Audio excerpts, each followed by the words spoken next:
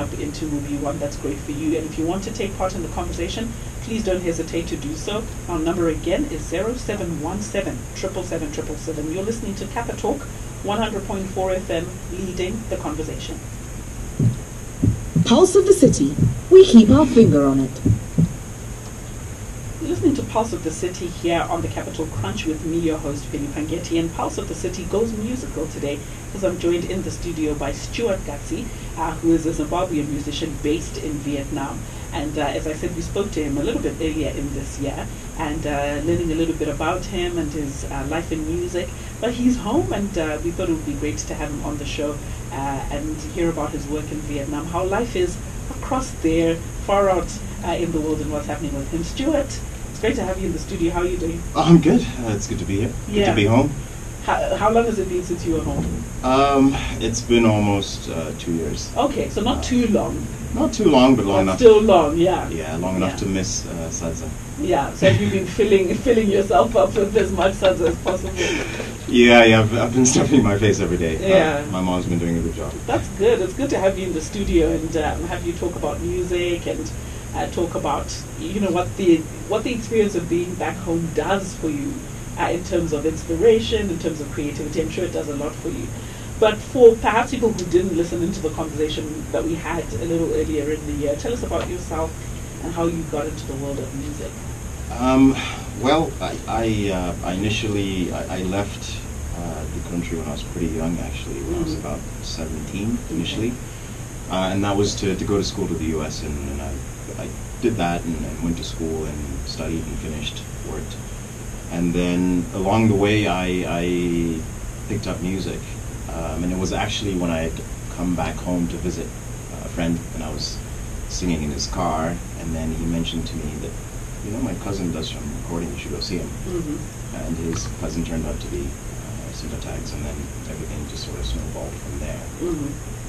And then eventually I hopped around. I moved to Cyprus, Dubai, and Abu Dhabi for work reasons. But along the way I still kept writing my music. And then eventually I got a job in Vietnam, which allowed me the time and space to be able to pursue my music as well. So I started performing on average 2 or 3 shows a week. Okay, that's really good. While I was working. And that just sort of grew and grew, and I kept doing more and more shows, so I decided to start recording. I've been working on videos, currently working on an EP, and while I've been here around the country, I've been taking some shots to put in my next music video as well. So, okay. Yeah. That's really good. Yeah. So tell us about that. Being in Vietnam, it's not a place that many of us would be familiar with. Right. What is the musical landscape like there? What is the sort of music that they like there, and how does it compare to what we enjoy here musically? I think that there's a lot of common ground in that, like the popular stuff, the regular stuff that you hear on radio across the world, they do like that. And I feel like people, particularly people in this industry, need to get comfortable talking about yourself. Yeah. And there's a lot of being self-conscious, and you don't want to come across as wanting to be too commercial and all of that. But at the other side of it, you need people to know about you if we're going to listen to your music and care about it. So that's an important point. That's okay. Kudos to your ex. So put yourself out there. And what else? And then also, don't wait for somebody to come and rescue you. Do it yourself.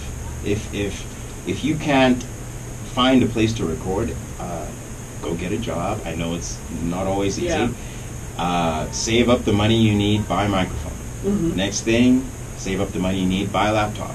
Save up the money you need, buy a mixer. Now you can record at home. And then when people see that you're actually doing something, they're more likely to come and support you. Yeah. Whereas if you come and just say, oh, hey, I sing. Okay, great, so what? We need to see some sort of a product. And I think people will jump on your bandwagon once they see, oh, wow, okay, he's not doing this, or she's doing this. So maybe I can help them with this, maybe I can help them with that. And in many ways, I really didn't have anything except a guitar and cable to plug in.